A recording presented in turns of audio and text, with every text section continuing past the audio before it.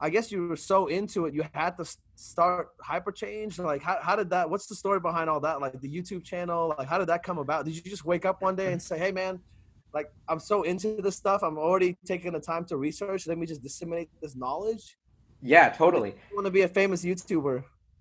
A little of both for sure. You know, I got hooked on Gary Vee, honestly. I got to give a shout out to Gary Vee. I feel like he's polarizing. Some people are like, "Dude, Gary Vee sucks. Like, so lame. Like, he's Uh, pumping you up." But we're, it's like, dude, Gary we're Vee, like, he really opened my mind to like I'd been nerdy and into investing, read the Warren Buffett book when I was in high school, like started a stock club in my high school, was just like that super nerdy kid into investing. And all my friends yeah. would always ask me like, "How do you invest?" You know, I want to learn about investing. I know I should know about this, but like I don't know how to learn. And I would be like, well, I don't know how to learn either, other than like Googling. And you know, I was a big, I guess, fan of CNBC, but like I didn't, there was nothing else. Like I just watched CNBC, the business channel, and then over time I realized like CNBC sucks. Just getting so frustrated every time I watch it. Like, you know, 12:58, stock market's up 1%. 12:59, big new alert, stock market's only up 0.85% now for the day. 2 minutes later, now it's up 0.9%. It's like we're running in circles. Nobody should be looking at that. People are getting dumber watching this program about financial media, not smarter. It's making like it just, and so instead of being a complainer, I thought the bigger the problem, the bigger the opportunity. Instead of just saying CNBC sucks, I'm going to build a better business and build the show that I want to watch. And so I literally, I was like, I thought a lot about what's the show that I would want to watch, and that's what Gary Vee really helped me with is like authenticity, be yourself. And I just realized like what is missing in financial media. A, someone who's honest and transparent and says what they do publicly and transparently and just doesn't talk bullshit and isn't trying to sell you something. You know, my whole premise of HyperChange is like I don't want you to follow me. Don't invest how I invest. I'm just an investor open sourcing my journey. Like this is literally my diary. And I think that to me is the best way to learn. That's how I like to learn is follow famous investors and like read like what investments are they making? Why are those investors making those investments? I call it the case study method. Like every company is a case study. And Yeah. you can learn so much from these case studies, and you'll learn way more than in business school or any type of school than by just investing in companies you love and following them as case studies.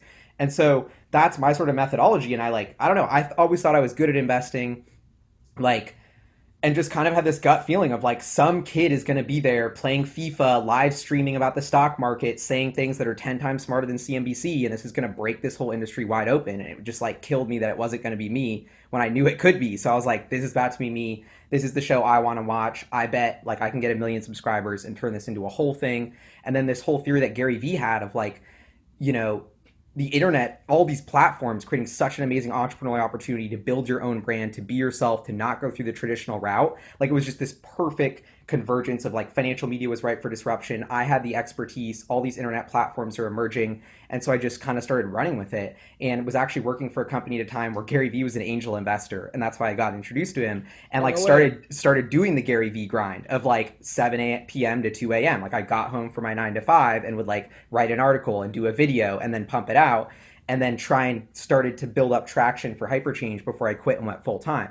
Ended up quitting, going full time, Bitcoin skyrockets, like cashed out of my Bitcoin, had like a year worth of rent to basically be like, all right, I can go full time on HyperChange and like go hard on this and see if like it'll take off and become a business.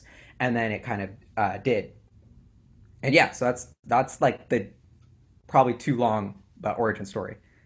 Gali, that's amazing, dude. We're so Tesla Geek Show is definitely Gary V. You know, we're huge fans of Gary V.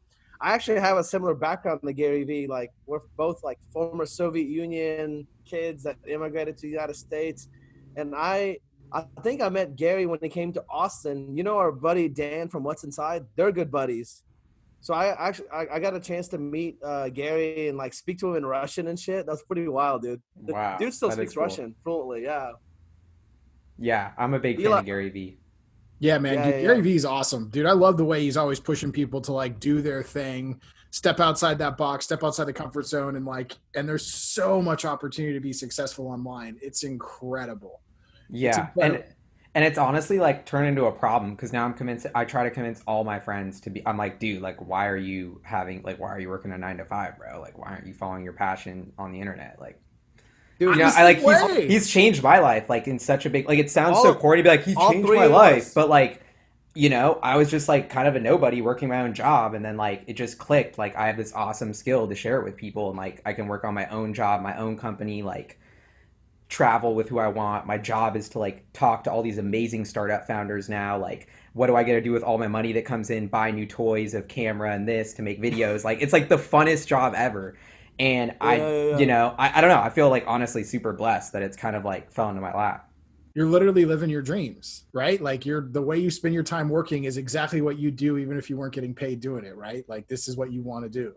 To some degree. And honestly, like, I feel like we're kind of at like Tesla, Model 3 delivers profitability, like they have money to invest, like it's game over now. Like, I kind of feel like that's where HyperChange is at. Like, I got to this point where like I can pay my bills, it's my full-time job. Now we have a little bit of extra money and I'm like investing in all this new equipment, big rebrand. Like, since I like the Tesla Geek Show, I'm going to let this slip. Like, I'm trying to launch I don't know what I'm allowed to say about this, but I'm planning to launch a venture fund and like start angel investing. And I have been angel and startup investing, but like really turbocharge that and kind of like disrupt all of VC as my next move. And so I feel so pumped because I'm just like, okay, now we got to like 0 to 1 and now it's about just using the audience and show and capital to like take this all the way. So I feel like this is still just like, the tiniest. It seems exciting like what HyperChange is on now, but it's like nothing compared to what will be in, another 2 years.